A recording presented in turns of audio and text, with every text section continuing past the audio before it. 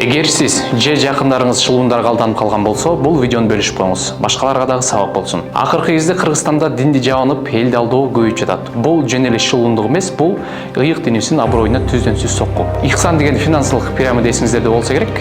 Бул шариатка туура келет, пайыз жок деп элден акча чогултушкан. Бирөө акча берет, анан анын артынан дагы бирөө алып келип көбөйтүп бериш керек. Бул кайрымдуулук эмес, бул чыныгы афера. Кайрымдуулук кылгыңыз келсе, акчаны кайда берип жатканыңызды текшериңиз, анткени бул кайрымдуулуктун артынан дагы акчаңыздарды урудагандар дагы жок эмес. Эң өкүнткөнү бул иштерге көбүнчө намаз окуган, динге ишенген адамдар ишенип калышат.